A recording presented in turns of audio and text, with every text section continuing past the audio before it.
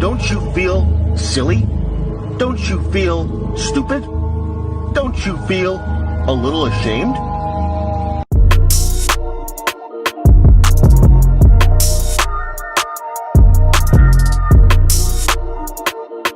live. Welcome to another episode of Off Topic Podcast. I am your co-host, Hamza, joined today by Me, Alex. Hi. Alex. Him. That's him. It's What do we have for you guys today? We're gonna do more tier ranking stuff because you guys seem to somewhat like it. Maybe, I don't know. You guys don't, give us any feedback. That's cool. We're not gonna trip. But we're going to be looking at playoff teams, so this is for all you hoopers. And then after this, we're actually going to be looking at City Edition jerseys. That's kind of my first time seeing a majority of them, so that'll be kind of fun. But we got that in store for you guys. Run up the likes, comments, all that stuff. Dude, I never thought I would say that stuff like unironically in my life, but here I am, like comment, subscribe. yeah, Check you're the thirsty. OnlyFans. You're thirsty for them likes. Dude, I'm just trying to get some internet clout. That's all it is. It's not serious. But Hey, shout out to people who watched our last video. Shout out to Angel. He promoted our vid, and we got a good amount of love on that. So shout out to y'all. Hopefully y'all stick around. Yeah, I'm excited to go through these tier rankings. It's gonna be fun. yeah. Anything else you want to add? No, that's it. Let's get it then. Okay. All right, so we got the Bucks. So the Bucks have started off a little bit slow, but that's because Drew Holiday's been out with injury. Brook Lopez played opening night, and he hasn't played since. Middleton is in health and safety protocols. They just lost last night to the Knicks, so they're 4-5 right now. Ooh, that's spicy. But if we're being honest here, it probably doesn't matter. It does not matter. I think they go into the finals or the final sleepers. I guess I should probably explain what the final sleeper is. Finals sleepers are kind of like teams that will make the Western Conference Finals and could make the finals depending, on certain circumstances. But I also think the Bucks can make the finals as well. Yeah. I fully agree. I mean, they just came off the championship. Like, Giannis has only gotten better this season, like with the jumper. Once they get their feet under them, I think they'll be back to normal. Yeah. And that's going to be pretty fun to watch. And they're going to be winning games. So I definitely see them being back in the finals. Yeah. Shout out Grayson Allen for the Bucks as Oh, well. yeah.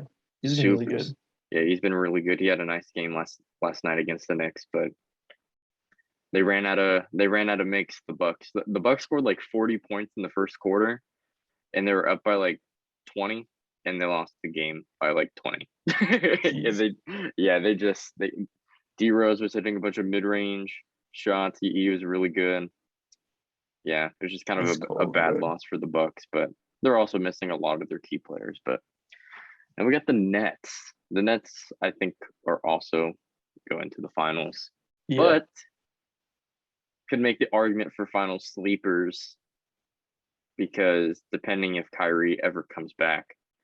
In my opinion, if Kyrie's not on the team when they play the Bucks in the playoffs, I'm taking the Bucks personally. But if Kyrie does play, then I think I would take the Nets. I can agree with that. I would say, yeah, Nets for sure finals. With or without Kyrie, that's a big kind of debate. But I have hope that he's gonna play because they were talking about the mayor-elect is gonna reconsider the COVID regulations. So who knows? But it's a long season. We don't know what's gonna happen. But like you said, I would take Milwaukee over Brooklyn if Kyrie's not gonna play. They just have more weapons, deeper bench, all that. Yeah. But Nets, and they still don't have anyone guarding Giannis either. Yeah, I mean, what team really has someone that can guard Giannis? Honestly, the Sixers with Joel. I think Joel's a little AD slow maybe. for Giannis.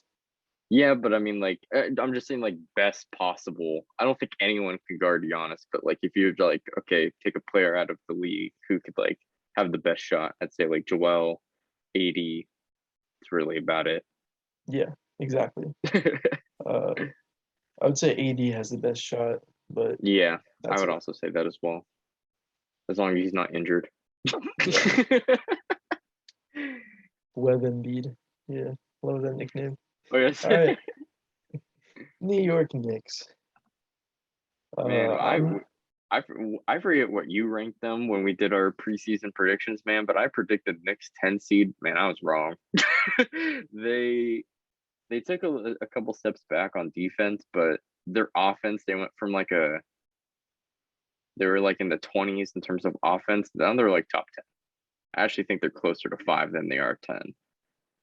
Kind of underrated the Kemba Walker, Evan Fournier signings, but exactly. I also think it was kind of justified because they both have actually struggled with injuries. So I just figured they weren't going to be healthy. But with the way they're like managing minutes between D Rose and Kemba, like they're both playing 24 minutes a game. I actually don't see them getting injured unless it's like a freak, injury.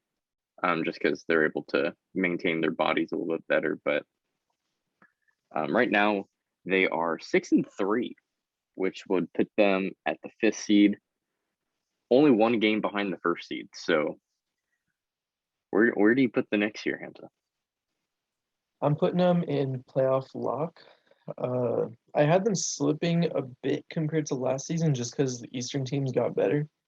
But Julius Randle's still a beast. Like the pickups of Kemba Walker and Evan Fournier are huge. You went from having Alex Burks as like your wing scorer to Evan Fournier, which is a huge step up. And like, yeah, the injuries are a concern for Kemba and Fournier, but if they're healthy, like that's a good team, especially with a good coach too. So plus like it's just nice having another year of growth for Quickly, Obi Toppin, and Mitchell Robinson. So Yeah, I'm all for the Knicks, dude. The NBA is so fun when the Knicks are good. yeah. You got ping pong Obi going on, you got Toppin, the Knicks fans going crazy, dude. First game against the Celtics, that was already like possibly the that's what MVP. game of the Overnight. year, bro. That shit was crazy. Oh my God, dude, you had Jalen Brown falling down like twice during overtime, just over nothing because he's just so tired. I Yeah, think Julius Randle did it too, dude. It was crazy. what was so crazy about like the Jalen Brown thing is like he was in COVID protocols and then he literally didn't even practice before the game. I mean, like he'd had like shoot around, but they didn't have like a legitimate practice like the day before the game. He just showed up and dropped a career high, which is insane. Like The poor I kid cannot imagine that. But in a yeah, loss too. yeah, in a loss, unfortunately. But yeah, I have the Knicks playoff locks. I definitely think I underrated them a little bit. Um, but yeah, as long as everyone's healthy, these guys are definitely a playoff lock for sure. Obi Toppin has definitely like stepped up, like their depth as well. Like just like having these guys off the bench, like Alec Burks off the bench is a lot better when you just have better talent. Yeah, Nerlens Noel is one of the best backup bigs in the league. Mitchell Robinson is healthy again. Obi Toppin has been really good for them so far this season. Yeah, definitely playoff locks. I agree. The Toronto. This Toronto is this is kind Raptors. of interesting. Because you look at last year, they were in the lottery, but this year with the pickup of Scotty Barnes, he's been really, really good for them. I Yep. think he's leading the Rookie of the Year race, but they're getting Siakam back tomorrow. Oh, And really? obviously, Okay. yeah, obviously he's a really good piece. So like they've had a good start to the season from what I recall. I'm not really sure what the record is, but Yeah, they're 6-4 right now, 8th seed. that's not too bad. Like Yeah. I'm stuck between playoff lock and playing team. I would say honestly playing team because I expect them to be like a lower playoff team just because there's a lot of talent in the East right now. Yeah, I think I may be leaning towards playing team as well. Actually for me it's between playing team and sleeper playing team because for me I think like the Hornets, Knicks, Pacers are like kind of all in that sleeper playing area. So like for me it's like who are the Rontos, who are the Raptors gonna like replace? And we'll get to the Pacers at the very end, but I think they could definitely overtake the Pacers because of the Pacers are already having injury problems, which is kind of the main reason why I had them as a 10 seed. I was like, I think they'll be good, but they're just gonna have injury problems. But it's already started. So if it's gonna be like this the whole season, I can definitely see the Raptors overtaking the Pacers. So playing team, Yeah, I'm cool with that. yeah. OG Anunoby as well has been really good. He's averaging like 20 points right now, giving you really good defense as well. So definitely a good team once Siakam comes back.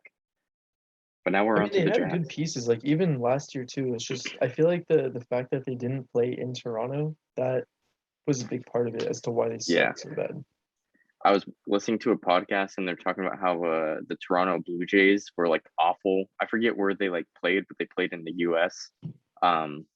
And they weren't able to play in Canada, obviously. And then as soon they were like a 500 team or something like that when they weren't in Toronto in their like hometown. And as soon as they went to their hometown, they were like way better. So yeah, that's definitely got to be a part then. Yeah. Now Okay, we're on to the Utah. Jazz. The Jazz are actually 7-1 right now. Jeez. But I would also say that the Jazz, at this point in their timeline, we know they're going to be a good regular season team. It just kind of depends on what happens in the playoffs. I think I would put them in the playoff locks for sure. Yeah, I'm thinking final sleeper for them. Really? Well, like the only other team, there's two teams I can think for final sleepers, and that's the Suns or the Nuggets. Really? The Nuggets as a final sleeper? Well, Jamal Murray would be back. He's coming back this year? I thought Yeah. he was going to be a while. Well, yeah, it'll be towards by the time he comes back, you'll have about 20 games of the regular season left to kind of figure it out. Okay. In that case, sure. Yeah. I would still throw Utah in that final sleeper position because I feel like they can compete with the Suns and Nuggets in a playoff 7-game series. They, like we said, like they're a really good regular season team. They had the best record last season. It's just a whole playoff thing, and like they have a somewhat young team. Like Mike Conley's a little older, but their main two guys and Donovan Mitchell, Rudy Gobert, like they're pretty young. They're only going to get better, I feel. Yeah. Like another year under their belt. Like I think they're hungry after what happened last year. So I am not counting them out at all. I can see them pushing finals, making Western Conference Finals. Yeah.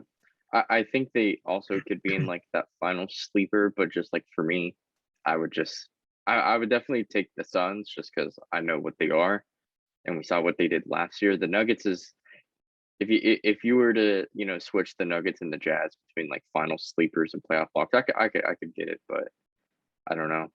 I just feel like if Jamal Murray comes back and he's like 80% or 90% back to what he usually is, I think that definitely helps the Nuggets a little bit more. I also just think like the Jazz main problem is perimeter defense, and their main acquisitions were Rudy Gay and Hassan Whiteside, which do not help those problems. But I also think that Rudy Gay like can help them in terms of like going into like a small ball lineup where like he could possibly play center a little bit. Because that was a problem that the Jazz had against the Clippers, was just they're just airing out Rudy Gobert. Yeah. So being able to have that flexibility in your lineup to have Rudy Gay definitely does help. Hassan Whiteside, I'm completely down on. He's just he's a rim protector, but like he's just so bad in like pick and roll defense that he's just gonna get targeted. And I just think he'll become useless by playoff time. So yeah, he can be good now in the regular season, but as soon as teams are able to exploit him, he ain't playing. It's just like Enes Kanter. Enes Kanter could play in the regular season. He's not playing in the playoffs. Yeah. So I personally feel a little bit more comfortable putting the Nuggets in just because I think Jokic always has Gobert's number as well. Like I don't think Jokic has ever had a bad game against Gobert. Like the last game that they played where Jokic ended up leaving at halftime because of he like banked knees with someone. I think Jokic had like 24 points in the half, and he played 15 minutes. Yeah, and he played like 15, 14 minutes. So like if he stayed in that entire game, like dude's dropping almost 40 points against Gobert, who is a three-time defensive player of the year. So I don't know. I think I would take the Nuggets over the Jazz, but it's honestly interchangeable. I think if they played in a series, it'd be 7 for sure. Yeah, I mean, we'll get to the Nuggets later, but Yeah. I have a couple words to say about them. But I can, playoff lock, sure. Final sleeper, I think they're a better fit there, but I understand putting them in playoff lock. So there's that. Houston Rockets. I think they're just lottery. See, I don't know, because like Kevin Porter Jr., pretty solid. Jalen Green is still going to be very inconsistent, but keep in mind, like Christian Wood was out all season last year. Yeah. And their only win, or I mean, like early on, their only wins came from when Christian Wood was playing. And he stepped up last year. So I can argue they're a sleeper playing team. I can also definitely see them in the lottery again, which I hope isn't the case, but what do you think? I'm thinking lottery simply because I think the teams that can make the play-in or like fight for that play-in spot are just better than them. So like I would say the Spurs, the Pelicans, when Zion and Brandon Ingram aren't injured, I would take those two teams alone. Portland, Minnesota, even the Kings.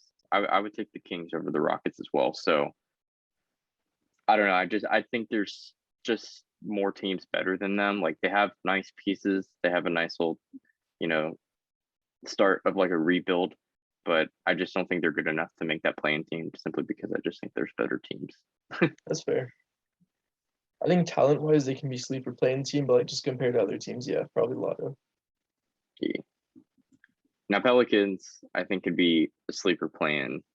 Yeah. But I don't know. They could also be just a playing team as well. I don't know. I think the West is a little more. It just depends on health. Yeah, but even when they're healthy, like I still don't really trust that. Yeah. Because you lost Lonzo, you picked up Devontae Graham. Like that's really it. Yeah. But Zion Valanciunas is a beast though. Huh? Valanciunas is a beast. He's averaging like 19 and 14 on like 50 like 50-90 right now. That boy can't miss. Yeah. What was it? I tuned into like a little bit of the Warriors Pelicans game last night. I think it was like halftime or a little before, and homie had like 20 points, and I'm like, dude, what? He's on my Why did he fantasy do this in team. Memphis? I'm so hyped. Yeah, dude, Valanciunas. What's so funny is like Valanciunas now is what the Raptors thought he was gonna be when he was on the team, but it just took him way too long to develop. So they're like, yeah, we'll deal with old man Mark Gasol and aging Serge Ibaka. Like if they I mean, still they had got a him trade, now, so I guess they'll take it. yeah, right. Yeah, I just think there's better teams than the Rockets, so I'd put the Rockets in the lottery. Someone's got to lose games. Like that's just how it works. Like people are gonna lose games, so I think the Rockets are definitely the more likely team to lose. Yeah. Lakers. And we have the Lakers. I think it's obvious. See, right? I don't know. At first, I was thinking, yeah, for sure, finals, but like seeing the way they've played it, dude. Why is Oklahoma the only team that hasn't lost against the Lakers? Like, why do we keep beating them? Like, I want to tank, but yeah, just the Lakers' struggles so far this season, that's very concerning. Yeah, I think what we're seeing now is I don't think it's going to be as bad. I think Frank Vogel has actually done a really awful job at setting up lineups. DeAndre Jordan should not be starting. I don't care what anyone says. The two games that they won, they won 2 games in a row when DeAndre Jordan was not starting and AD was just at the center. And like you can just tell that like their offense ran so much smoother. Also, LeBron has been out for the 2 games as well. Westbrook these past couple games have actually just overall had like pretty good games, but especially in that Thunder game, made some awful decisions at the very end. Yeah, there's a package. Yeah, that's fine.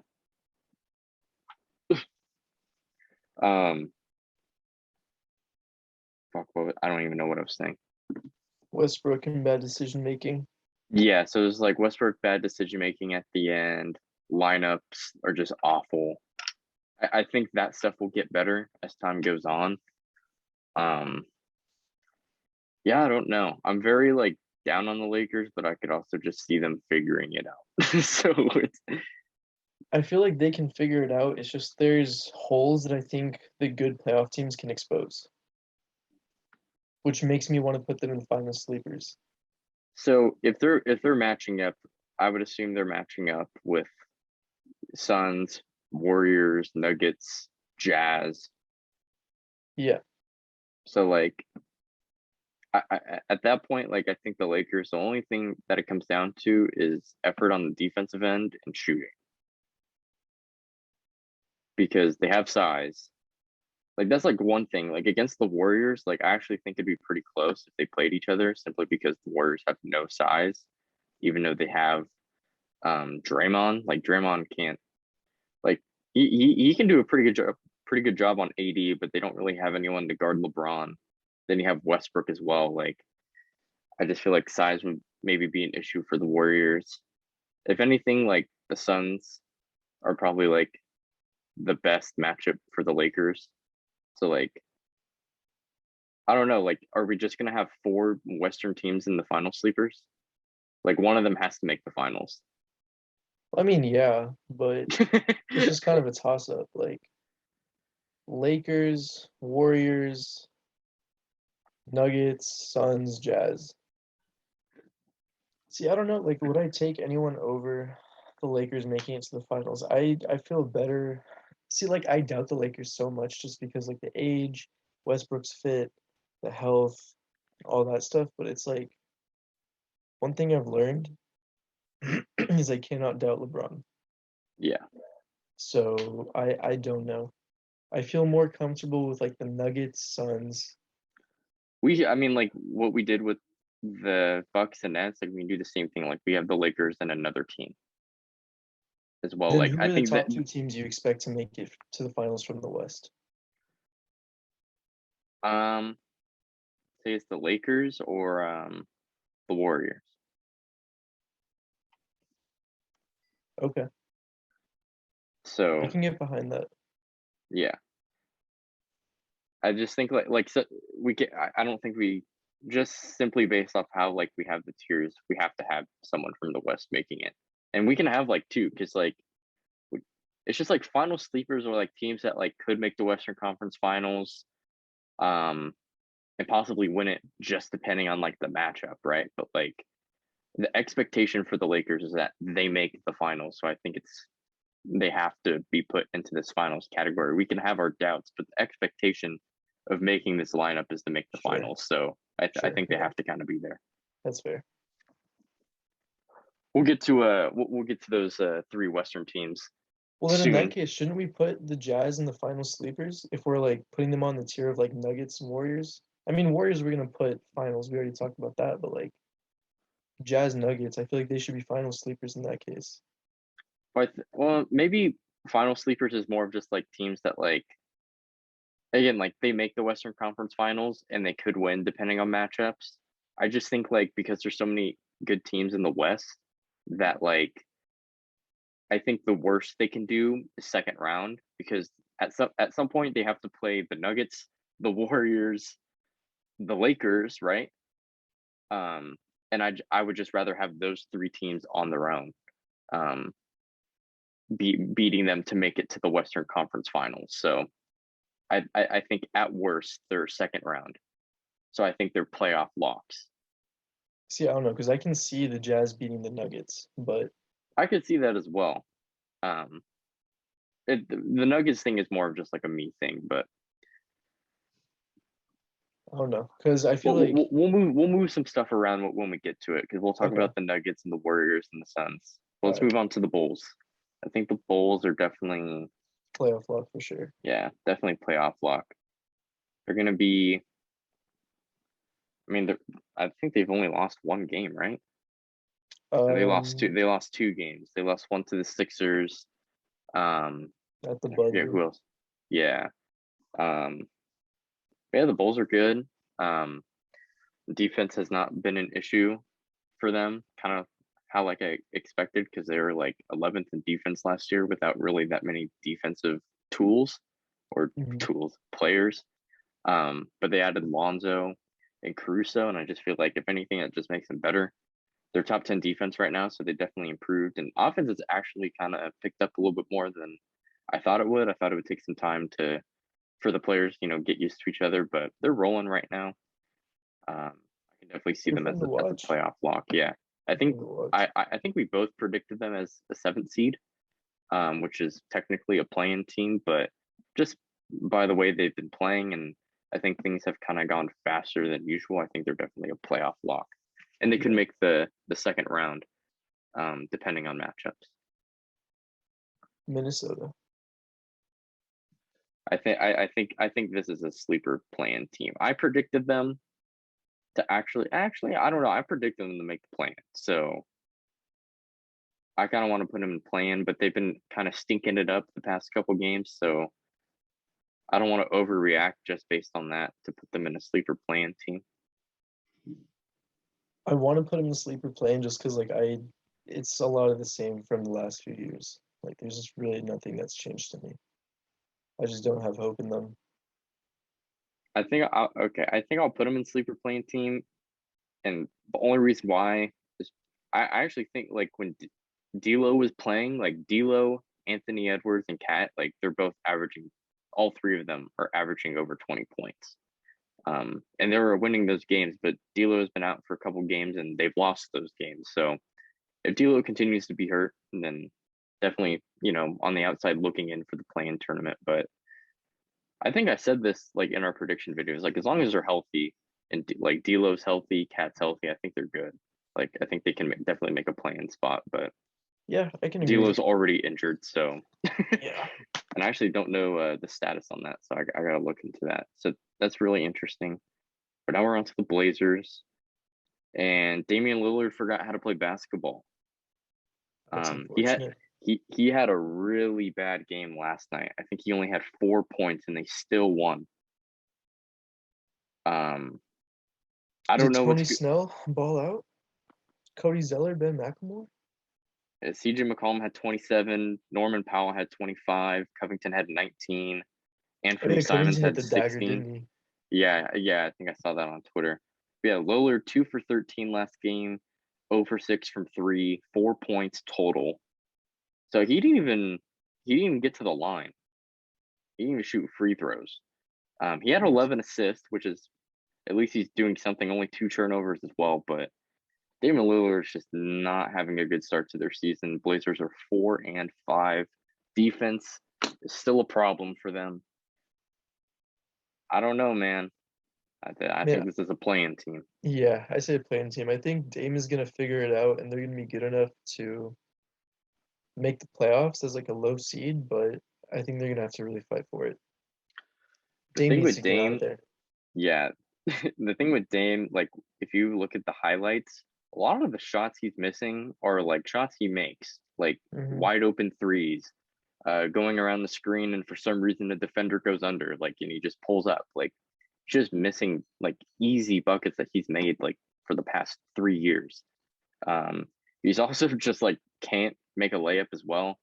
There's a couple plays down the stretch where he's just missing layups and dunks as well. Like I don't know what's going on. Lillard was also bad at the Olympics as well. So I'm very interested to see maybe like he's playing through an injury, maybe. I have no idea. I think it's just very weird. Like there's like being like, just having a slow start, but this is like a level below it. I don't even know what to call it. Like he's shooting 2 for 14 and Covington is scoring more points than him. It's kind of crazy. And like the only reason why the Blazers are able to like stay close into these games is that like even though Dame isn't making shots, he's still pulling gravity from players. Yeah. Simply because like you have to respect it whether he's on fire or not. So that's why he's still able to get 11 assists. Because people are still doubling him despite him only scoring 4 points in a game. So I think they're definitely a play-in team, but man, it's looking bad. Yeah, it's either they gotta move on from Dame, rebuild again, or get rid of McCollum because I feel like they have offers for McCollum. They just don't want to make that trade because they consider him part of like their future. But I Yeah. don't see it working. At this point, I think they're just kind of rolling with what they got, and they're just gonna fall and crash as soon as it comes. Whenever that comes, whether they trade Dame or Dame just leaves in free agency or McCollum leaves in free agency, I think they're just gonna let it crash and burn. That is like the last thing you should do because if you let those guys walk, like what are you getting in return? Nothing. Yeah, you So won't get anything. I don't know what their like pick situation is like, but if they have their picks still, then like if you just crash and burn, then you're definitely guaranteed a top 3 pick. Because after CJ and Dame leave, like Nurkic is not getting you anywhere. So I know, but if you can flip Dame for picks, like I feel like, yeah, like that's the logical thing. It's like, okay, things aren't working out. We're gonna trade these players for something. But I could also see the Blazers just being like, man, we're really loyal. Like we want you to stay, and like they would be willing to let Dame walk just in the hopes that he may change his mind and re-sign with them. sure. In this day and age, like if it's clear that he doesn't want to come back, I think they will trade him. But if there is a chance that he could come back, I think they're willing to take the chance. Which, again, like they're gonna crash and burn.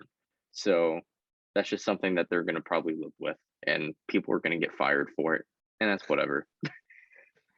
The Blazers Portland are will already a cease to hot mess exist. because now there's allegations similar to the what the Suns are dealing with now. Yeah. So just more problems with the Blazers. Nothing else is new. Yeah. It ain't pretty in Portland. All right, Denver. Yeah. I think this is where we have them. So we've talked about the Nuggets a little bit already, but Yeah.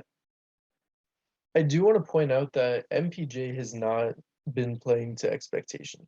no, my most improved pick has been wrong up to this point, and I think it's almost impossible for him to win now unless he starts averaging 30 points. Yeah, it's the same thing with Dame too. Like, there's a lot of shots that he's been taking that like he just usually makes and just isn't making. Um, so I don't know what's going on there. I sent Hamza the stat about Jokic. I can get it actually real quick and read it off. Jokic leads the Nuggets in points per game, assists, rebounds, steals, blocks, 3-pointers made, 3-point percentage, field goals made, field goal percentage, free throws made, and free throw percentage. And he is the only player in history to lead his team in every single category. And of course, this leads the NBA in all advanced stats, and his current PER is 34.7, which would smash the all-time record. I actually don't know what the all-time record is. I'm assuming it's probably somewhere around 30. That's just like my guess. But yeah, Jokic is just a fucking god. Better than Embiid. I'm tired of seeing Embiid plays defense, so he's better. Defense isn't everything. Jokic is just that much better on offense than Embiid, that he's able to carry his team.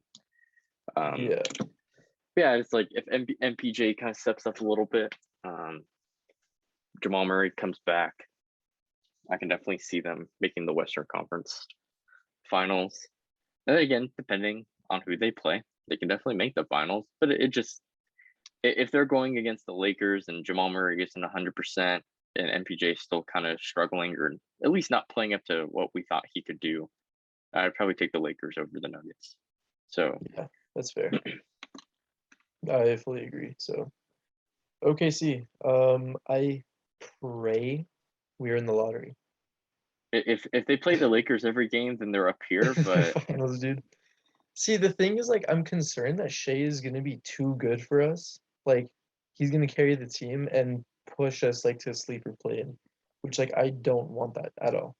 I don't think any logical OKC fan wants that. There's a lot of delusional ones. That's why I put that out there. But we need to be in the lotto. We really should be in the lotto. That's why we shut down Horford last season. People want to make the argument that like, oh, like they're tanking so hard that they're not gonna let Shea play. Like, nah, homie was injured. Like, let's drop that right now.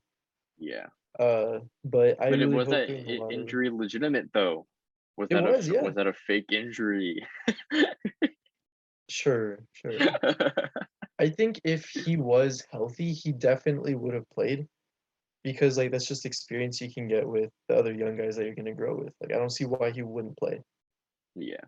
So yeah, hope they're in the lotto. They don't have anyone really other than Shea that can put the team on their back. So again, if they play the Lakers every game, then that's a different story, but not the case. Yeah. Yeah. I mean, they're gonna lose games unless they play the Lakers, like Hamza said. But then, like, we already have two Western teams in the sleeper plan, so I just feel like logically, and then the Rockets are kind of as well. Logically, they just kind of have to go into the lottery. Yeah. Memphis. Dude, And with the way Ja has been playing, I think they can be a playoff lock. I think so as well. I had them as the ninth seed. I predicted them ninth seed, and I could still kind of see that happening. But John has just been really good to the point where I think they can maybe make an 8 seed, and if they get the 8 seed, they'll probably make the playoffs and be probably maybe a first round exit. The West's just so good. I don't know. Yeah. He could beat teams like the Jazz or the Nuggets, and even though like the Oh, Grizzlies are on the same tier as the Jazz, I don't know. I think I don't even know. Maybe Grizzlies playing because playing is like 7-8 seed as well because they also play.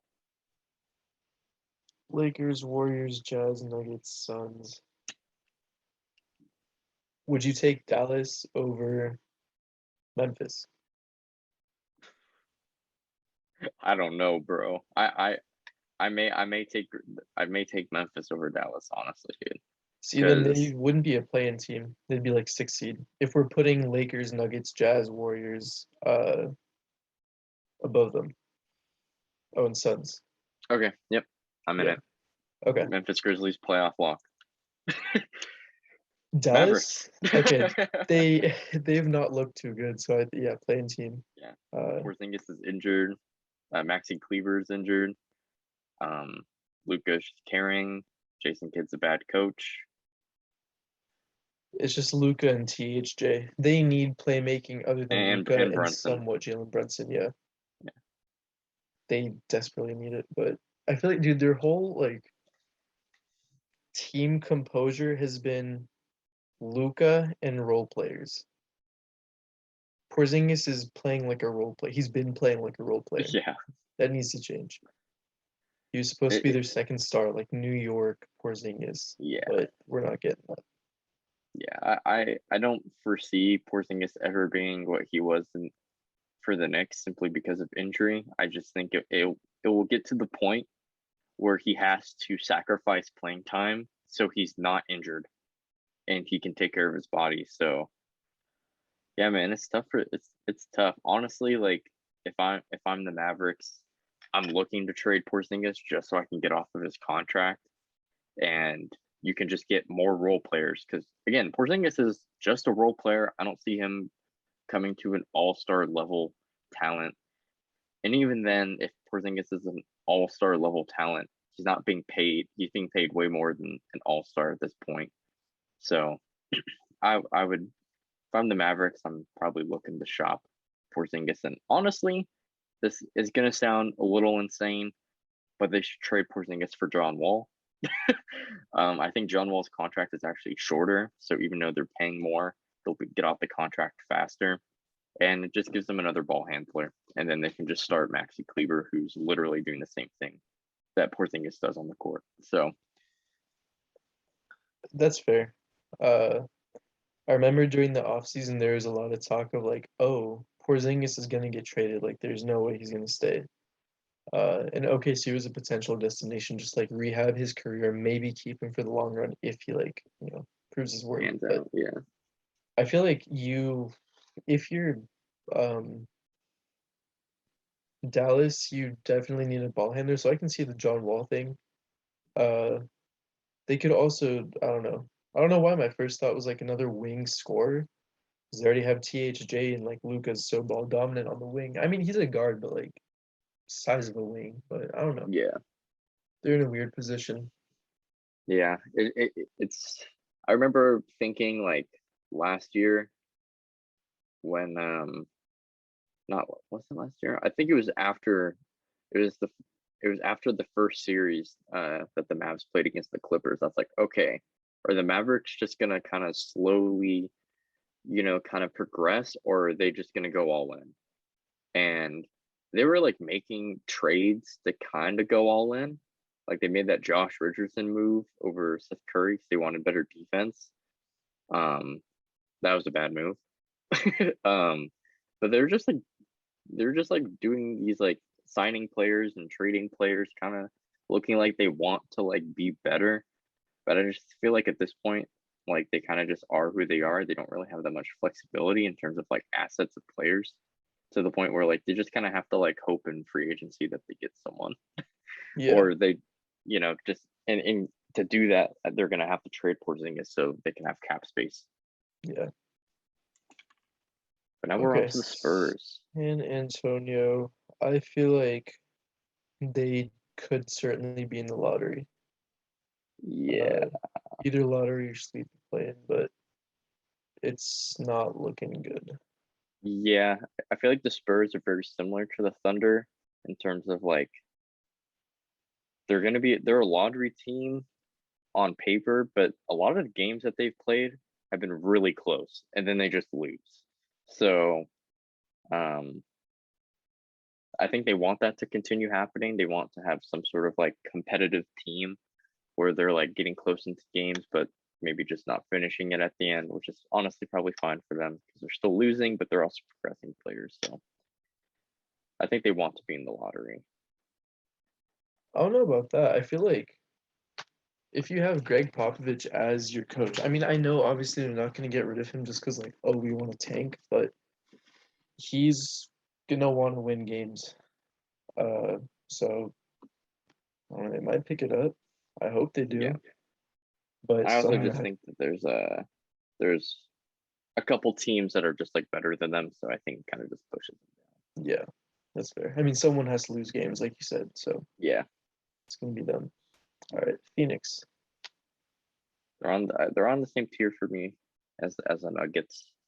I just feel That's like fair. I think the Suns, even when Jamal Murray is back, he's not going to be fully healthy. Last year, I was like really upset because I think if Jamal was healthy, I actually think the Nuggets, despite them getting swept without Jamal Murray, I think they could have won that series. It was just pretty obvious that the Nuggets needed an extra ball handler. Yeah. Um, but even if Him Jamal and Murray's threat back, really, he's because he needed. can draw some gravity away from Jokic for him to like actually kind of facilitate and do some work in the Yeah, inside. But yeah, if you don't have that, you just have Monte Morris as your point. That's not gonna he's doesn't good, but exactly he's not Jamal suffice. Murray. Yeah. Yeah, but even Jamal Murray coming back 80%, I just don't think that they're good enough to beat the Suns. But I think they're very like on that same tier. Yeah. Okay, Clippers. Clippers. I think I overrated them just a pinch. I think I actually put them over the Grizzlies, so I think it's just kind of logical to put them in the play-in team, right? Really? I'm Right. thinking if I'm being generous, sleeper playing team. Well, okay. So this is where it gets interesting. So the Clippers are on the same level as the Timberwolves and the Pelicans. Yeah, the way they've been playing. Okay, we haven't gotten to the Kings, but what about the Kings? Are they worse than the Kings? Because I think Kings can be better than the Clippers. I th- I they've started off on a bad note. The PG has been playing out of his mind. I think just as time goes on, like they're gonna get better. I think they can be a playing team, but I don't know if See, I would take the Kings over the Clippers, and on it because at this point, if we are going to put the Clippers in sleeper playing teams, then the Kings have to be in the play. I mean, I'm not thinking about it like we have a limit to how many teams we can put in each spot. I'm thinking like these are the teams I expect to be in a position like this where it's like 1 or 2 wins might make the difference, you know? So you think the Clippers are on the outside looking in by the end of the season? Yeah. Oh my god. I don't trust PG to continue the way he's been playing, and I also don't trust his health. And if he goes down or if he's not playing so well, who do they have? Yeah. It's a one-man I, team. I think PG can stay healthy, but obviously health is very luck based, very RNG like, so we don't know what's gonna happen with that. Assuming everyone's healthy and nothing really bad happens, I think they are a playing team. I But don't do you know, man. expect PG to keep up his performance? I do. But even with that, like, how many wins do they have? They are They currently, have 2 or 3. yeah, something like that. One of them was against OKC. They won last No, night they're against 4-4. 4. Okay. They're a 500 team when their team is not really like all together yet. I And mean, again, Kawhi, what I mean Kawhi like and all Ibaka. together, yeah, Ibaka hasn't played. I don't think Kawhi will actually play this season, but just based off like what I've been saying, it seems like there may be a possibility that he may come back, but I doubt it. Especially if they're going to be on this playing team looking in. I don't think Kawhi is going to sacrifice his There's no body reason. off an injury to try to make it to the finals. So I think he would rather watch the Lakers crash and burn or something like that, and then he can come back next year and be better. But Yeah. I don't know. I think the Clippers will be better, and I mean they're a 500 team right now, and they really haven't gotten everything together in terms of like outside of PG, no one's really doing anything. I don't think that's gonna stay the same the entire season. So I can see them being like a playing team. I don't think they're better than the Blazers. Well, see now that's the thing as well, right? Like I think the Blazers and the Clippers are very like they're not like they're they're not comparable, but they're like kind of in the same situation a little bit because Dame is having an awful start, but his teammates are like kind of helping them. They have a better record. Actually, no, they have a worse record. Currently, the Blazers have a worse record than the Clippers. Okay. So I guess like if you're assuming that Dame has, obviously picks it up, they'll probably be better than the Clippers, right? Yeah. If Dame, yeah. Yeah. Okay. My thing is like I'll put them in sleeper plan. they're 500 right now with PG playing out his mind. I don't think that's gonna last. So when that does, who's picking it up? They're gonna lose Yeah, games. if PG does like take a step back, which I don't think he will, then there has to be someone else scoring. Yeah.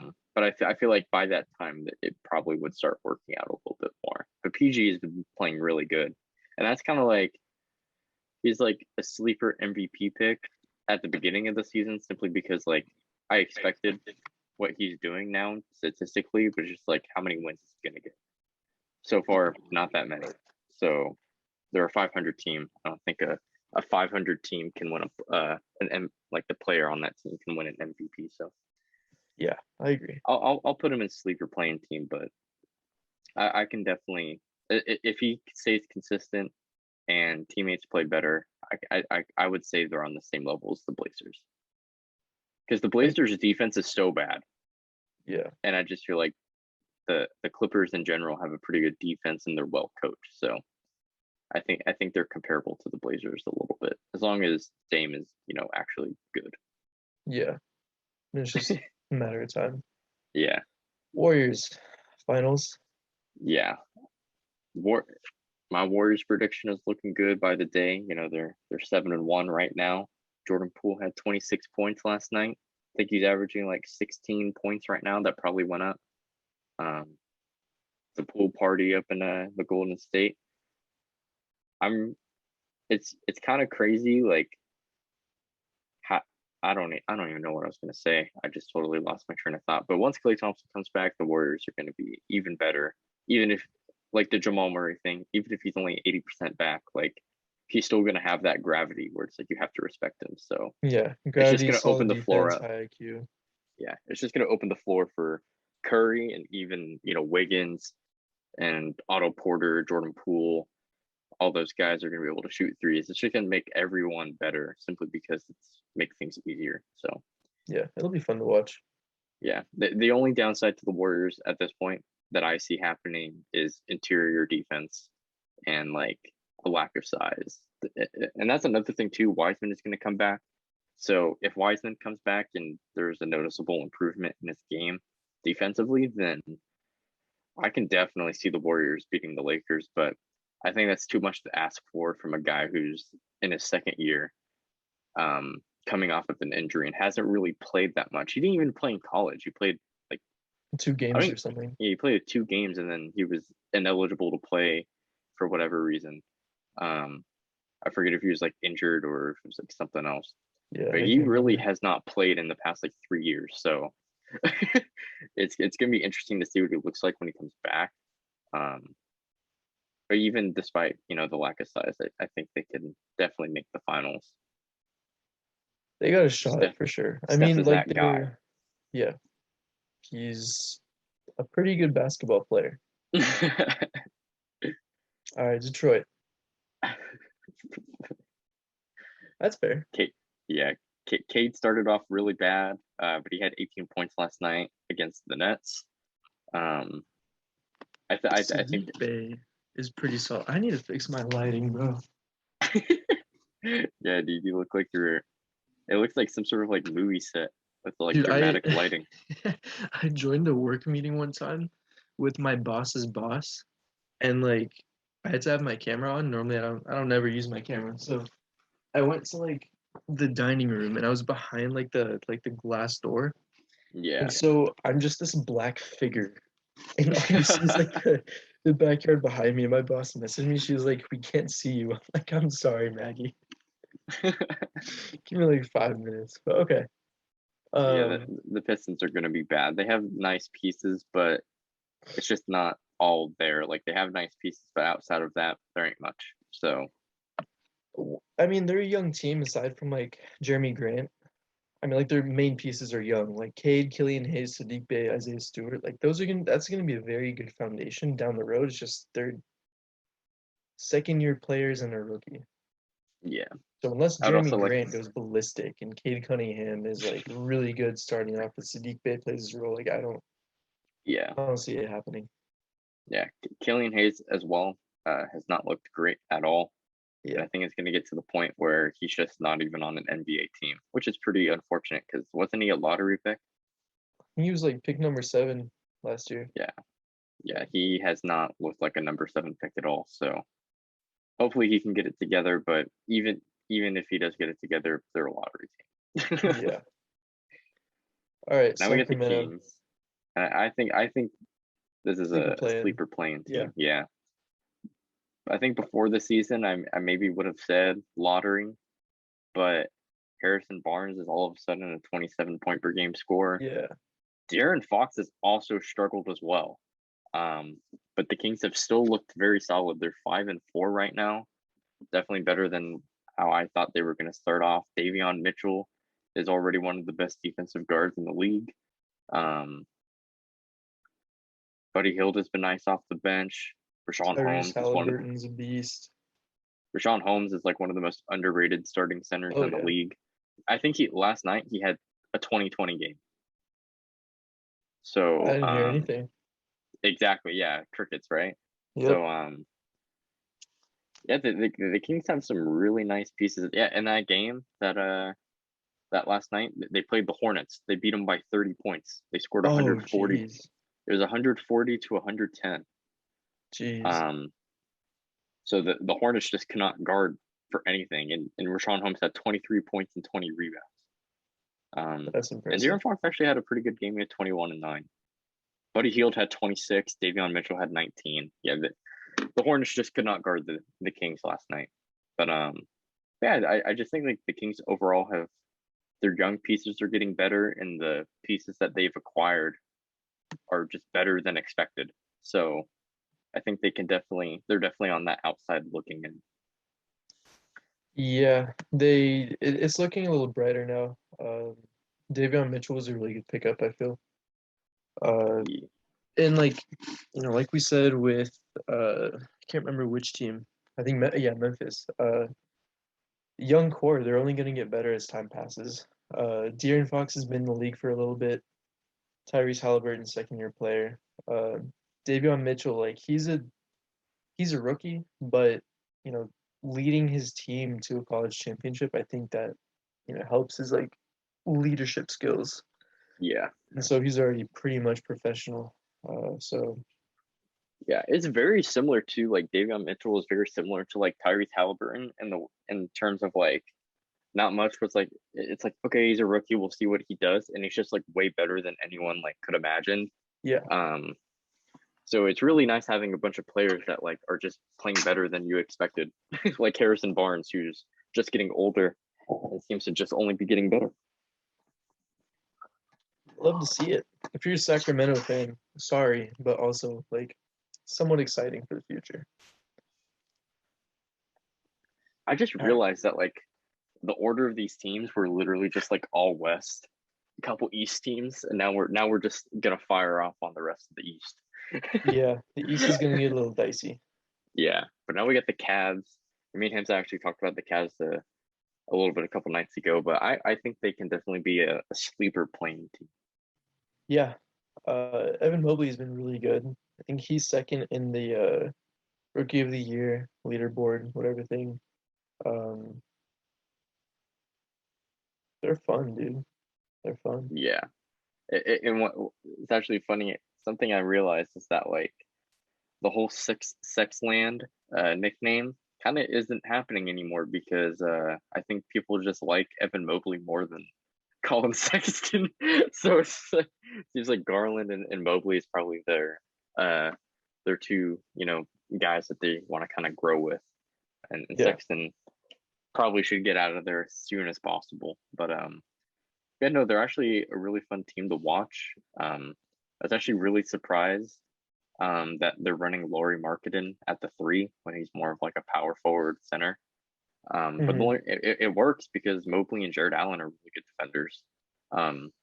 So like the concerns like defensively just aren't really there, and you can kind of just worry about Lauri Markkanen being a stretch big, which he's actually been doing a pretty good job at. So, and Ricky Rubio is good as well. So. I think Markkanen just needed a change of pace and needs to get out of Chicago to be like utilized correctly. Yeah. Honestly, I was like somewhat hoping he would end up in OKC just to see like what he's got because he's young, he fits the timeline, all that. But yeah, good spot in Cleveland. Surprised to see him run the 3, but if that's working, then it's working. And I also really doubted the Evan Mobley and Jared Allen fit, but that also seems to be working. So yeah, that's cool. I think we just doubted the fit because they had so many bigs, and we're just kind of like, who are they going to start? Because I didn't think they were going to do the Lauri Markkanen at the 3, so I was like, so what are we doing here? Is Lauri Markkanen coming off the bench? He wasn't happy about coming off the bench in Chicago, so like, what's going on here? So I had no idea what they're going to do, but it's working out. Good to see. Good to see. Boston has looked pretty bad, but ever since this players only meeting, they've won. So how many games have they played? I know they spanked Miami. Yeah, I actually think they've only played one game outside of the players meeting. But who did they play? They play someone I think today. Probably today, yeah.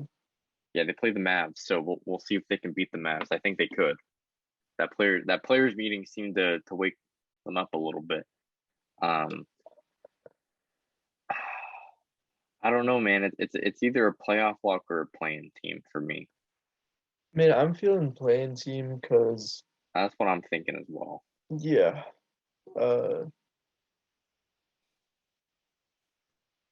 Some teams got better in the East. I think Boston took somewhat of a step back. I don't know why.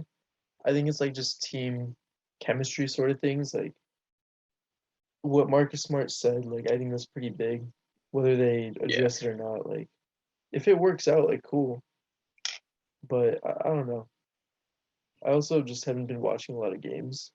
It's just kind of like instinct. But the jump from last year to this year for Jason Tatum. Like, hasn't really been there. I expect him to be a little better. Same with Jaylen Brown, but wasn't there a report saying that Jaylen Brown was like after COVID, like his body still hasn't felt the same.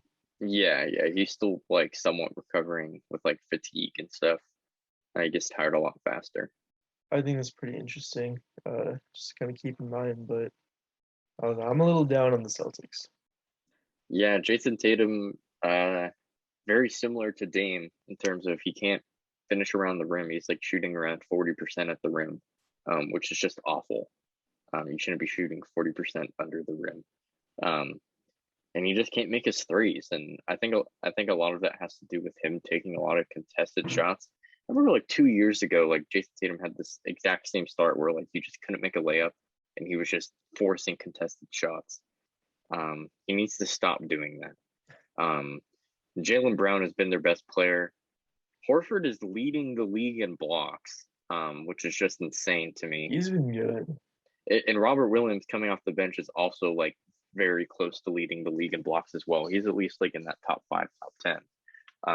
But their defense, like the effort just is not there.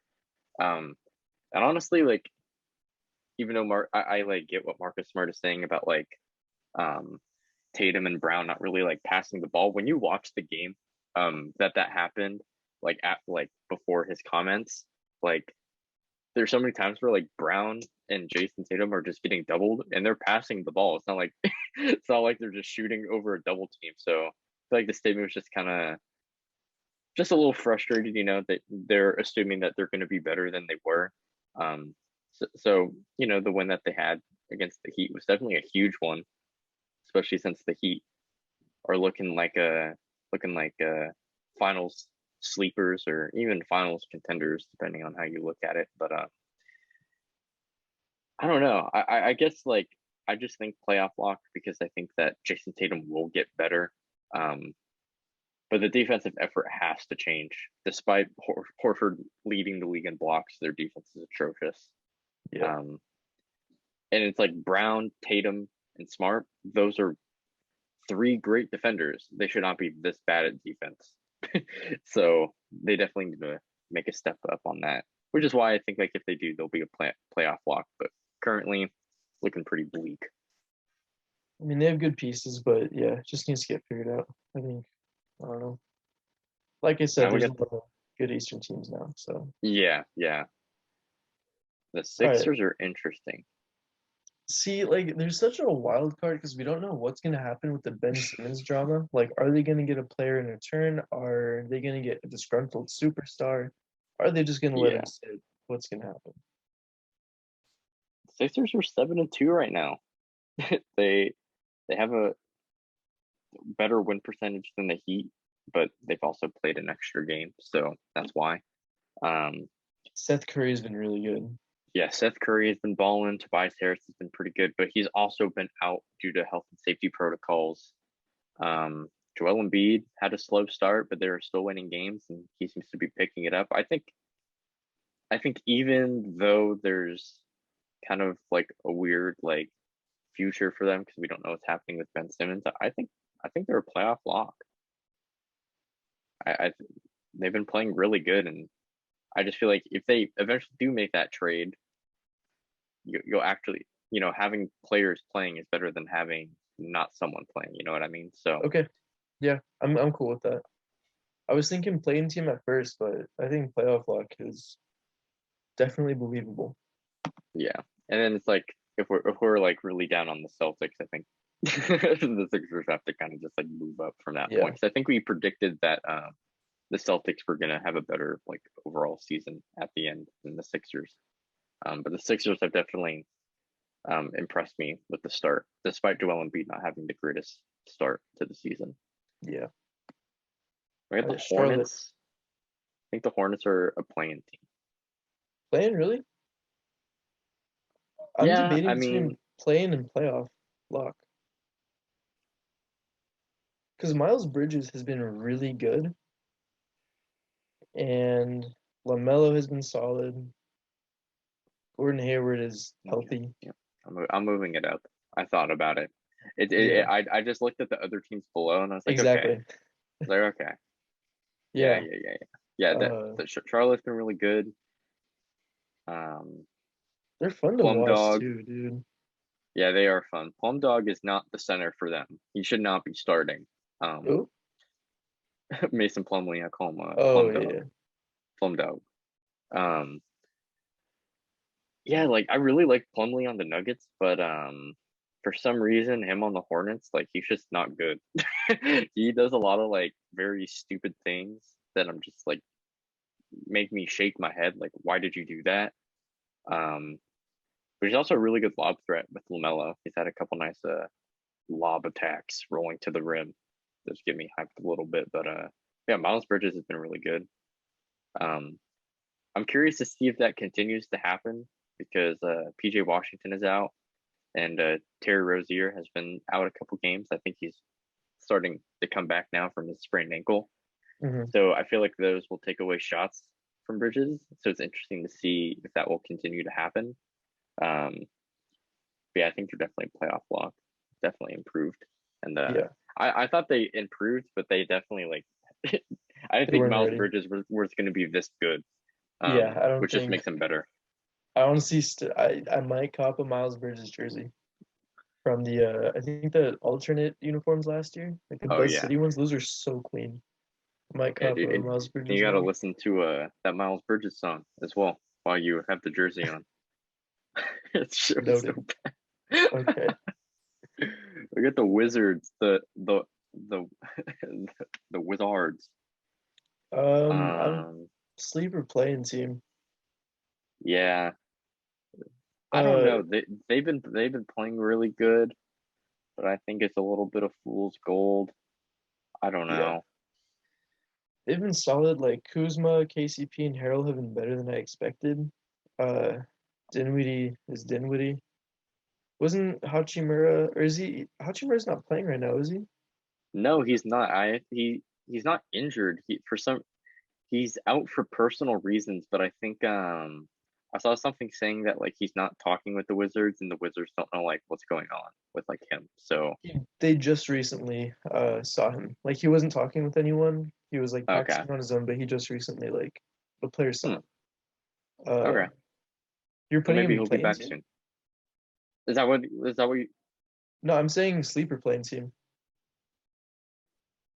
I'm cool with that. Because like you said, I think they're gonna be a fluke like beginning of the season, but well originally I would put lottery, but with the way they've been playing, sleeper playing. I don't know if they would have been lottery. I think I would have put them in sleeper playing team before, but I don't know. I want to talk about this, but let's finish up these last four. We got the Magic. I think this is lottery. Lottery, yeah. Jalen Suggs has not been playing to expectation. Cole Anthony has been like extremely good though. Like way better than I thought he was going to be, which is very interesting, especially since they did draft Jalen Suggs. It's going to be interesting how that dynamic works. I thought it was weird to begin with anyway because they just signed Markelle Fultz to a new extension as well. So I was like, is Markelle going to start? Is he going to come off the bench getting paid $16 million? Like, what are we doing? I mean, you could do a 3-guard lineup between those three. I think Markelle Fultz is tall enough. You could. I mean, like, you're a lottery team. Fuck it. Fuck it. Throw shit on the wall, Steve. It sticks. Dude, OKC is playing all sorts of lineups. Like, might as well. Yeah. But now we got the Heat. Dude, the Heat are interesting. I think we have to put them in the final sleepers. Yeah. Right. See, honestly, even if they match up with the Nets, I think that's going to be interesting. Nets in Milwaukee, I was gonna say, like they can match up with either team. They can be a good series. I can see either team winning. Yeah. If we want to put them in finals, I'm cool with that. Unless you want to just keep it to 2 teams in the finals tier. In that case, we just put whatever team like we think is most likely to lose between those 3. Put those in final sleepers. Yeah. Yeah, I like to put them in the final sleepers. I feel like for me, they've been off to a really good start. I think they're like second in defensive rating. They were first, but then the Warriors played a game. So it's too early, kind of talk about like defensive rating as a team, but the defense is already there. They're going to be an elite defensive team. Tyler Hero has been insane, but my only concern is, will Tyler Hero drop off? And I think he will. And at that point, I don't know if Miami has like a good enough like offensive system for like there to be like just one guy who goes out there and gets a bucket. They have Jimmy who does that, but he's not a good 3-point shooter. He can get to the line. I think Jimmy is a good like, playmaker for himself in terms of like getting his own shot. But obviously like he's not like someone like maybe Harden who has like the 3-level scoring ability. Yeah. So I feel like if Tyler Hero is not as good as he is now, later into the season, that could be a problem. But as I see it now, like with the elite defense, they can match up with any team. The only concern is just offensive productivity. And it could very well, they could be like this the entire season. In that case, then they can definitely make the finals. But my only concern is just how good is Tyler Hero going to be for the entire season? Especially after from what we saw last season, like this is a huge step up. This is what people were expecting from him last year, which I think was dumb to begin with. But yeah, he's playing out of his mind. He's averaging like 22 points or something like that off the bench. So that's he's probably already a 6 man of the year lock at this point. I don't really think there's competition for it, but if it does drop off, there will be competition. That's all I gotta say about the Heat. Yeah. All right, Atlanta. I'm cool putting them in final sleeper. Really? I think we have to because their core is young. Trae Young, John Collins, Kevin Herter, and then Cam Reddish just stepped up. They made the conference finals last season. Like they're only going to get better. I don't know. Yeah. I'm feeling good about the Hawks. I guess like it's a little overreaction on my end. They're 4-5 right now. Trae Young has not really looked that great. I think part of that has to do with the new rules in terms of fouls and stuff. Yeah.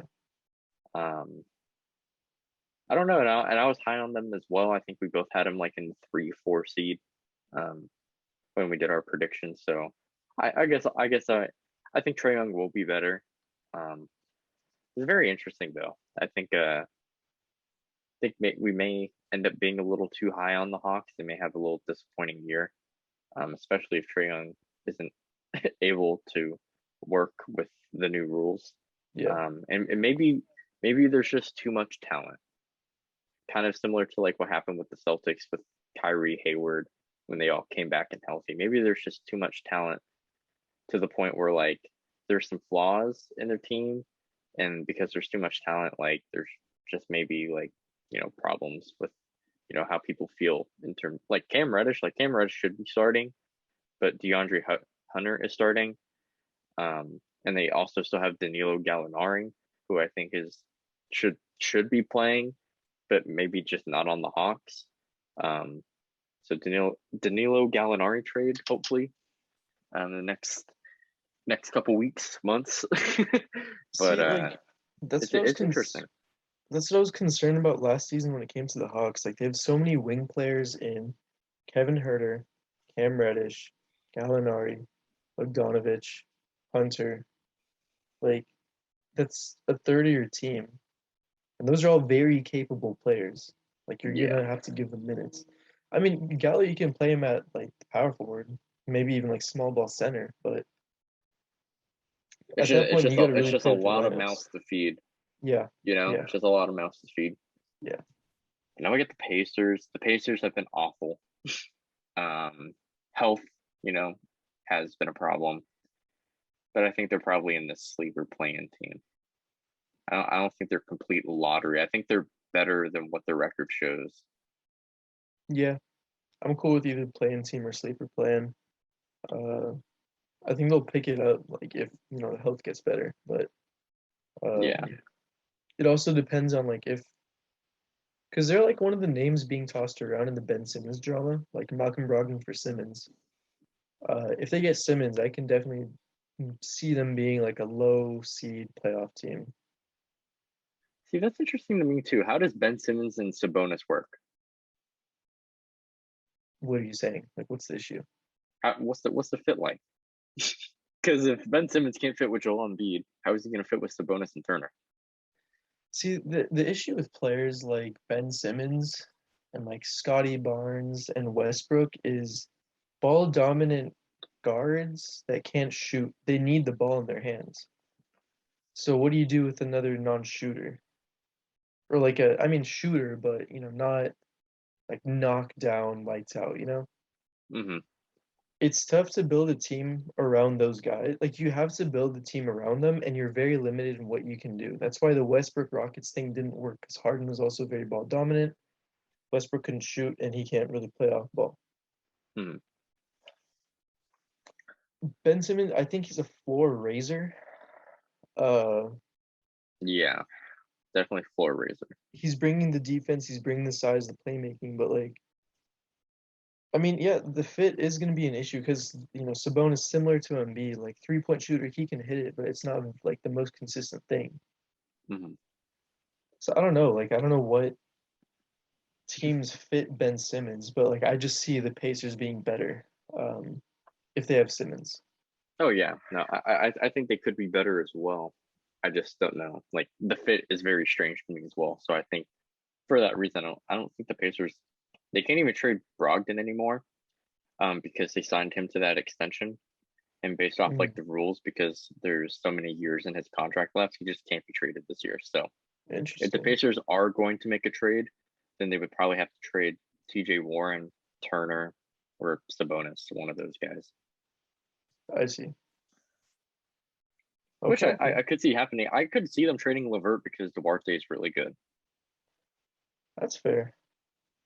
I also I encourage them to trade Miles Turner if they're not going to play him. He's too good to just not eat.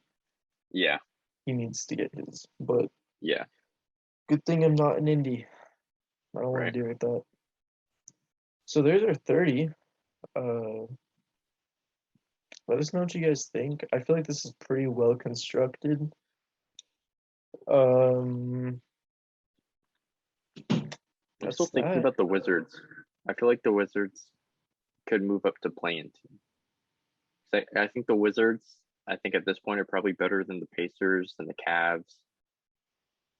And I think they could be like on that same level as the Celtics. I mean, the Wizards did beat the Celtics. I mean, I feel like the Wizards and Pacers are at a similar level. I could be wrong, but I'm cool with if you want to throw them play-in, sure, but I'll leave it there. Okay, yeah, I'm more comfortable keeping it secret play-in. All right, let's move on to the City Edition jerseys, and we're gonna speed run through this a little bit. Yeah, but let us know what you guys think about the team stuff. Also, let us know what you think about the jerseys, like which ones are your favorites, that sort of thing. I think some of these, there's potential for them to go hard, so curious to see what you guys think. All right, let's get it started. ATL. Honestly, I don't like the yellow at all. I think it's a gross, like mustard yellow. I might throw that in like D tier. I actually don't mind the yellow. I think it looks a little bit better. Like probably like just because it's small doesn't look that good. I guess I'll throw it in D. But I was thinking like C, but I'll throw it in D. I like it though. Celtics is just a bunch of green. It's so boring. It's like it looks like all their other jerseys. There's nothing different about it. Yeah, they like to keep it. They like to keep it consistent. At least they didn't go with the Hulu has live sports font again. Oh yeah. It's probably F. Really F? I was gonna say like it looks good. It's just boring. I would rather wear the Hawks jersey than the Celtics one. I actually like. I don't know, man. I actually like the Hawks one. I just think like with the Celtics one, nothing's really changed. Also, I don't like how it's green for the Celtics as well. Like the word Celtics is green. Like it's hard to tell in this picture, but like I just feel like if they used maybe like black or like they just went like white and then black outline for the letters, I think that would look a little bit better. See, but that's it. Like even if they did that, I feel like there's another Celtics jersey that just looks so similar to that. Yeah. Yeah. To me, like it looks clean. It's just boring. I don't know.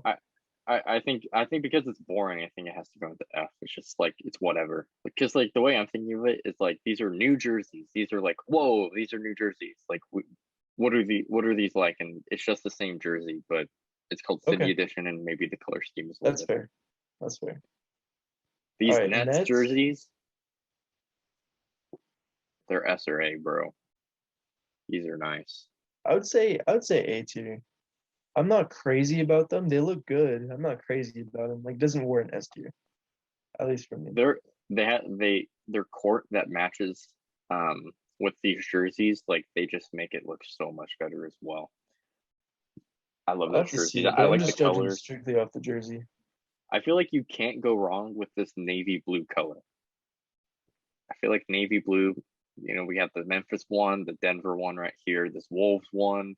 Um, even though it's a little bit more of a lighter blue. Yeah. Still kind of on the dark side. Sixers, like these are all like dark blue colors. These are all nice. Yeah. Okay. I'm cool with Charlotte, them in A tier. Charlotte, I Charlotte. kind of like it. I like the gradient. I would also like to add that like this darker blue has like the little hex Ooh, shapes. I don't know how I'm feeling about these. These are not as good as their other ones, they which makes me hit want to put it gold in B. last year. Yeah, They hit gold last year. I'm I feel like I don't know. I like the font, especially like where it says Charlotte. I'm cool with putting it in A tier, but B tier, like, sure. I'll throw it an A because I do like them. I just think it's a big downgrade from their other jerseys. Yeah, I mean, if you see, they set the standard really high, so it's just a little tough Yeah, to beat that. But sure. What is that? Chicago? That looks kind of boring, and we've seen that. Like, it looks like they're retro jerseys from like when Artist Gilmore used to play. hmm I didn't like those jerseys. I think they're kind of boring, kind of plain. yeah. I'm very thumbs down on these ones as Yeah, well. I would say it's probably D or F. I would probably put it D just because I like the color red more than green. sure. Oh, fuck. And Is these that Cavs Indiana? ones. No, Oh, this is Cavs. Cavs. I don't like it. I do not like it either. I just think the Cavs colors are not that good. Yeah, One thing I do like though, it's hard to tell, but the Goodyear symbol um matches very well with their color scheme. So it looks like it's part of like their branding, but it's just an ad. yeah. But that's literally the only positive to it. I like the red as well. I don't know. I just don't like the red and like gold-ish color. I don't know. I agree. To me, it looks like a practice jersey. It does kind of look like a practice jersey a little bit. Yeah. For Uh, me, I'd put like D or F, honestly. uh, F tier. All right. Yeah. Dallas with the green. The green is Dude, back. I don't like the green. I like the green. I think the green looks pretty good. This is definitely better than their Mountain Dew jerseys. They're like Oh, the green and blue cartoon. ones. No, like it was like yeah, the green and blue, but it like looked super cartoony, like with the Yeah, font. I did not like those. This is definitely better, and it has the little cowboy hat on the D as well. That's very cute. I think this is better than the Hawks one. I would put it in C. I'm cool in C tier. I give respect to like the cartoon Mavs jersey because like that's very different. It didn't look very good, but I'll give it to him. Yeah. But yeah, C tier for this one. Denver. I love the rainbow theme. I wish there was a little bit more rainbow. Yeah, I would probably put this in C or B. I'm cool with B tier. All right. I think if they put the rainbow like all down the side, I could rock with Yeah. that. Yeah, I agree. Yeah. I love the rainbow jerseys. Just wish there was a little bit more. Yeah. I got the Detroit. Pistons. Yeah, the Pistons is just more of like the Celtics bold Cavs vibe. It's just like not much has changed. It's just colors and maybe a change of font. Yeah, F tier. I would I probably don't put like it. yeah the Warriors going with These the are kind of black. clean. I do like the black jerseys. I love the Cavs black jerseys that they had when LeBron was on Oh yeah. the Cavs. There's something about the black that's just different. something hits different with the black. I guess it's because like all the teams usually wear white, or it's like one of their other like team colors, but black isn't really like, it's a very neutral color. A lot of teams have black, so they don't really go with those. Like black is never like the main focus. So like when black is the main focus, it looks different. Yeah, I it's like would, the slate jerseys they had like 2016. yeah. Those were clean. Uh, I I would, I'm cool throwing these in A or S tier. I'm more comfortable with A. I was thinking B or A, but I'll throw Okay, it in A. I don't we'll think put them in A. I actually kind of like the Nets one better. Um, so I put it on the same tier. These Rockets ones are weird for me because they Really, I have, like them. I like that these are very similar to like old school jerseys when Hakeem was playing, Yeah, but I think the spacing of the lines is what really throws me off. I remember the lines being a lot thinner and closer to each other. These are very wide, and that makes me uncomfortable. are you uncomfortable? I am uncomfortable. I'm thinking like C tier with these ones, honestly. Really, I honestly like when I saw them, I'm like those could go S tier. I don't know. I don't think I can go S tier on these ones. If you want to split, we'll put them in B tier. All right, I'll put them. Yeah, it's just like the lines are weird for me. I'm not really sure how to feel. I just feel like I haven't seen the old school Rockets jerseys in a while, but I just feel like the lines are closer to each other, and plus they had like that rocket. They put the rocket on it. Now it just says Houston. I don't know. Yeah, It's a little bit of a downgrade from the other ones. These Pacers Pacers, ones actually I think it's they're ugly. cool. I think they're cool. It's very similar to the All Star jerseys. Um, I actually thought those were pretty good. Um, I would put it in C or D. I say either D or F. I think they're ugly. I don't like the whole like the racetrack idea, like the All-Star jerseys they had. No, I wasn't rocking with them. Now these Clippers ones, I'm gonna be honest, bro. This is probably the best Clippers jersey. See, like, haven't we seen these Clippers colors before on a jersey? I think it was like a white main jersey, and the trim had like the blue and the red and the white. They've never had this whole baby blue color, and then Yeah, it's hard to tell with the picture, but the outlining has like orange on it, yeah, that's like what I'm orange saying. Like the lining. trim used to be, it was the same trim, I think, just about a white jersey instead of the blue. I think these go hard. Uh, See, like we got to throw some in S tier. So I'm cool with these in S tier. Yeah, I think these Clippers, the Nets ones, and the Warriors probably S. Um, we'll move stuff around at the end. Yeah, Lakers Man, ones, those kind of go hard. I like the I purple. like purple, but I don't know. This is very disappointing. I don't know. Something about this jersey does not really like stick with me. I think they're good. I'd probably put them in B or A, but I don't know. It's a little disappointing. I like the purple because it's different, and I like the mix they have with the light blue. Uh, so I give them credit for like creativity. Mhm. Uh, I'm cool with the A tier. All right, I'll put them in A, but I'm also like, I don't know, these stars. I also don't like the stars next to the number. It's Very interesting. very weird thing for me to like not like, but I think Yeah. if you take them off, it just looks a little cleaner. I just don't understand why you put the stars there. These Memphis Grizzlies jerseys, these are also very similar to like old ones that they've had, but Grizzlies jerseys just generally do not miss.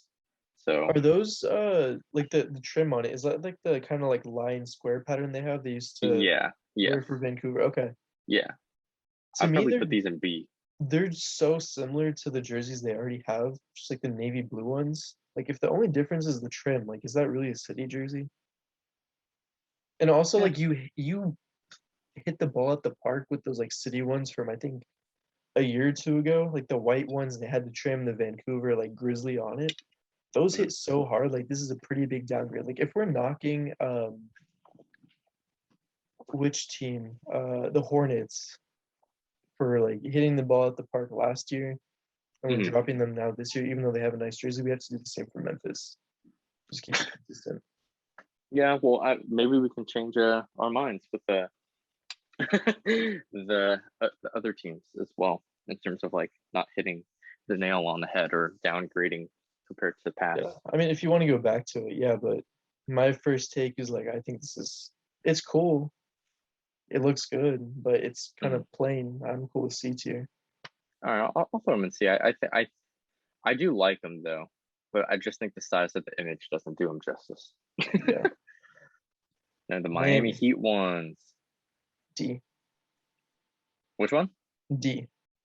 D. Okay. I generally agree with this one as well. Yeah. I don't like. It's a cool idea. It's serial killer vibes, where you just like cut out the letters from magazines and you put it on a note. Exactly. Then you're gonna like come and find someone and kill them. Like Eric Spoelstra's 10-year-old son was like cutting up magazines for a class project. And he was like, "Dad, I made this Miami jersey." He's like, "You know what? Let me give this to the team." And that's what they came up with.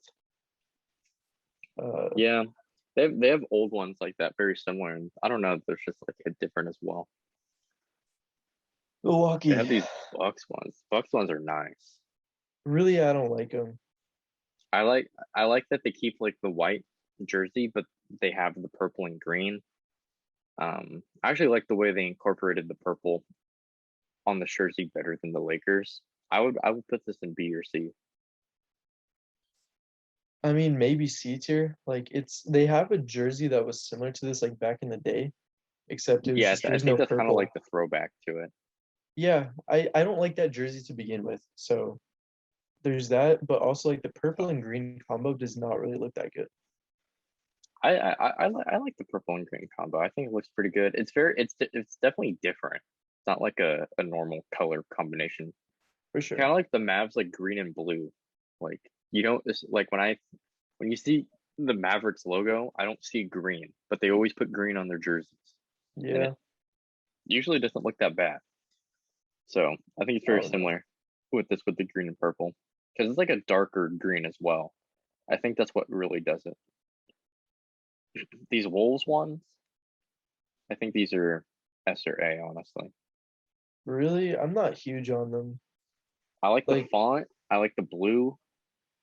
It's very like throwback to like early Kevin Garnett days.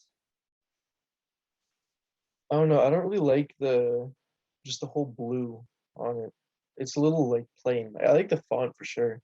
I like the throwback jersey aspect of it, like with the font, but I don't really like the blue. Like either B or A. I'm putting them in A. A is me being I like the generous. blue.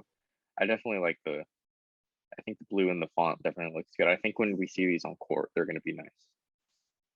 All right, New Orleans. I think these New Orleans ones have to go in F or D. F? Yeah, because it's just this. They literally did not change anything except for the font. It's the same like Yeah, I if was we're gonna keeping it say they consistent, it's look just the like the exact same. same as It's regular just the same. jerseys.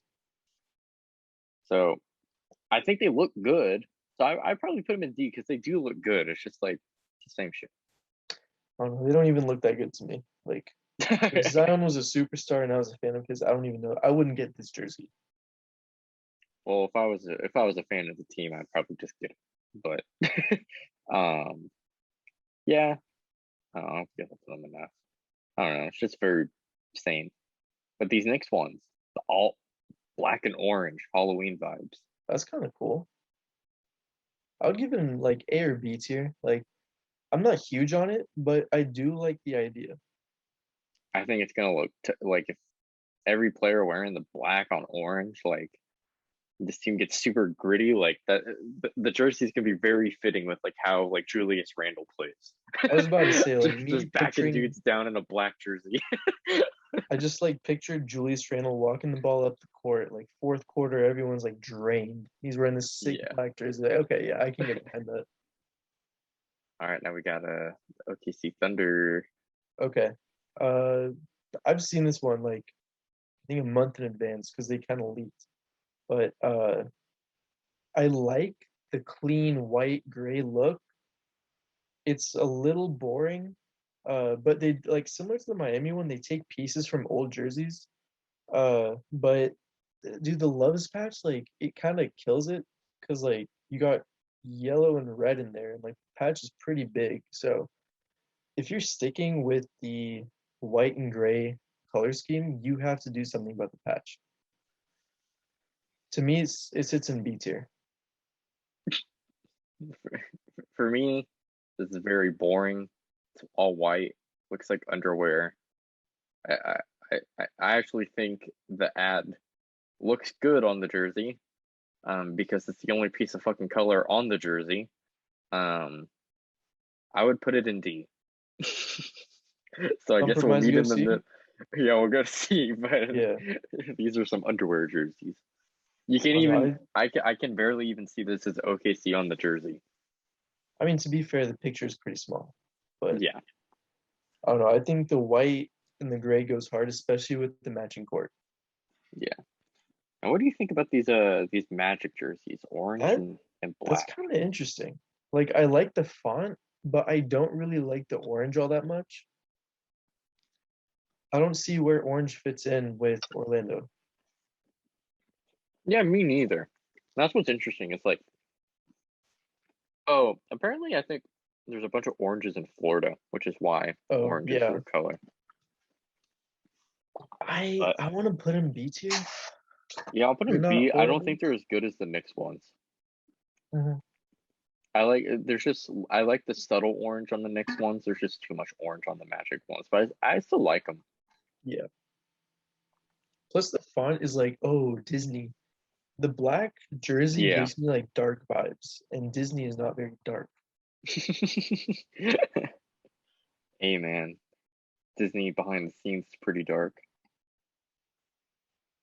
We'll save that for another pod. Yeah. But now we got the Sixers. Sixers. Sixers is very similar to the Nuggets. Like they look very similar in terms of like they have multiple colors on the side, and then it's like a navy blue. The only thing that's different is the color of the team and the number. I'd probably put them B. I don't like it all that much. Like the font, I don't like. There's a lot of colors going on. Like I get it, it's a rainbow, but it works for Denver because they have the white font, and white is like it works with everything. But like the red, and then you have navy blue jersey, and then rainbow on the side. Like I can't get behind that. Where are you gonna put it? Go C tier. Like it's not horrible. I like the creativity, but I don't know. There's a lot of colors going on. Phoenix, isn't this the same exact jersey they wore last year? This is the same exact jersey, but it still hits. It hits. So like ranking it based off like the creativity, like these are new jerseys. I want to put it C tier because it does go hard, but it's like the same jersey. Yeah. I don't know. I feel like I'm mainly basing these like jerseys based off like how they look. Like and like sometimes it's like a little like the Celtics one, like it's basically the same, but like I don't know, just like it's just green and white. Like it's not really anything crazy, you Yeah. know? So like even though it's like unoriginal, just because it's very similar, like I just generally don't think like a basic Celtics jersey is good, I guess. I don't know, just like nothing really changes. So I don't know. I guess it's hard to like find the medium between like is it original and does it look good? I mean But I just think like despite it being like the Suns one being unoriginal because they've already done it, it's still like really good. yeah, I agree with that. So I feel like I would put them in S just because they're still really good. If they do it again, then they can't do it 3 times. Two Just times, every year okay. we'll drop it down a tier because the silhouette goes hard. It's just that it's the same jersey. Yeah. Okay. Portland. What color I is don't that think on the side? it's just red. That's kind of It boring. it's boring, but like I don't know. I like the Rip City. I think the Blazers honestly kind of have like the best like nickname for their team. Rip City is definitely top tier nickname, Yeah. and I like the black and red. I actually like this. I would probably put it at a B. I don't think the Blazers have a bad jersey. I'm cool with either B or C. Like more so B. Yeah, Yeah. Is that Sacktown, that's the okay? Kings. It says Sacktown, so instead of just Sack, it says Sacktown. Sacktown. It's like Woo. Cream City. How So exciting. I'm so excited, dude. Sacktown. These jerseys are nothing crazy. yeah, it's I would put them at like C or D. Uh, I'd put D. Like it's just black and white. Is there any purple? Yeah, it's purple outlining. It's not enough. Like, It's do just something with the it's a trim. Do normal something on the Kings sides. jersey, but it just says Sacktown on it. Yeah. I don't know. All right, Spurs S tier. Mm-hmm. Dude, I I love like the they colors. hit. Yeah. Yeah, it just hits different, and I don't know why, but I think it's just because the fact that the Spurs are just known as white, black, and gray, and then they put freaking this Teal turquoise. and like pink. Yeah, like it just I love it. I don't know why they don't just rebrand to have those as their like normal colors because that would be super sick. But I guess it's hard to theme around Spurs. Spurs are just fucking Spurs. Yeah. I think didn't they have a similar jersey to this just in black?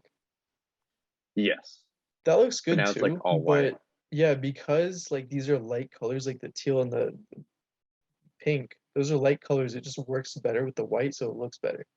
Yeah, So I'd prefer the I think white over the black. the Spurs ones that you're talking about as well are very similar to like the Suns, how like it has like the colors like on the chest. These are like kind of going down on the side. So it's definitely like different, even though like the colors are still there, like just the design of where they're located is different. So yeah, I think they're S tier as well. And we Yeah. got the OVO old school Toronto Raptors jerseys. I'm getting kind of sick of these. To me, I think they look cool. They just look like a kid's jersey. Like some hype beast would wear it and like it's fake. They look fake. I love the dinosaur, but I just don't like the OVO colors on it. I kind of like the OVO color, but it looks fake. That's my whole thing. I think the OVO colors like play a part in that. Yeah, I think C or B tier is fine. Utah Jazz, they're it's the same shit again, bro. It's the same exact thing, but it This looks is nice, third year just in a row. not as hard as the Phoenix one, so I'm cool in B tier. Yeah, I was gonna put a B. And then we got the old school Washington Bullets jerseys. That's pretty cool. If they're like talking, yeah, Washington Bullets, I'm with that. I can go like B or A tier. I'll put it in B. Yeah, B is better. I don't really like the stripings at the top. But I do like the colors. Yeah, But the old Washington Bullets jerseys had these like stripes at the top as well, so I get why they put them there. I'm just not a big fan of the stripes at the top. Um, yeah, those are the jerseys. well, do you want Um, to like change around anything? Because like, yeah, I was gonna say I would probably move the Nets up to S. Um, see, I would move the Charlotte up to S and keep Nets where they are, maybe drop them down. but yeah, I would move the Nets up, the Wolves and the Suns up. Um, I would move the Jazz up one.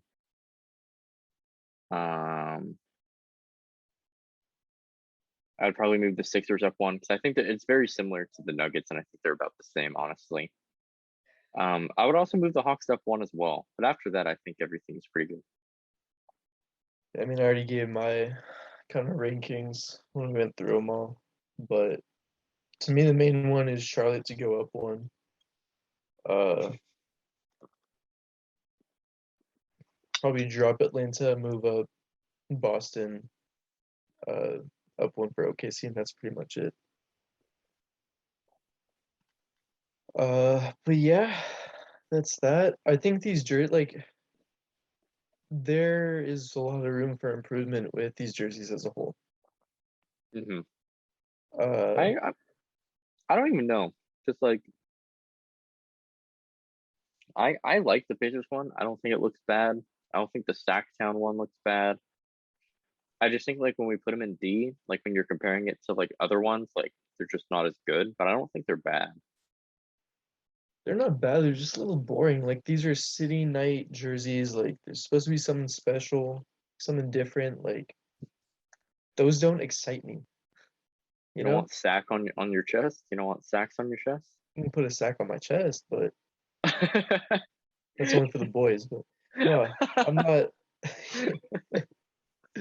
I'm not really getting hyped for like Sacktown nights or whatever. Like Spurs are putting those on. I'm like, okay, yeah, these are gonna go hard, especially if they do like a matching court with it. That's gonna look good.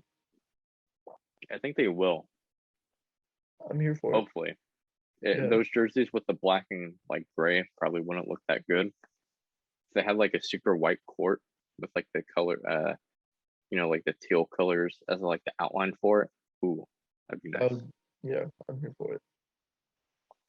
So there are our tier lists for team rankings and the 2021-22 city jerseys.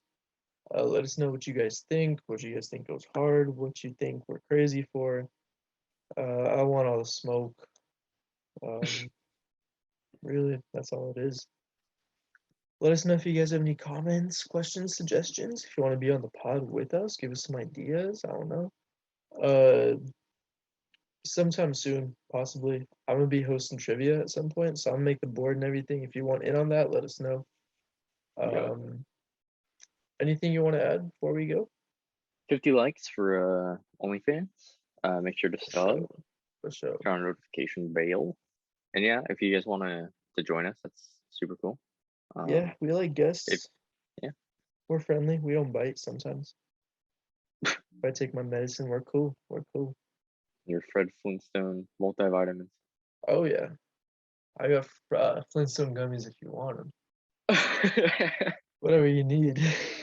Whatever you need, I got them. We'll catch you guys in the next one. Enjoy your week. Peace.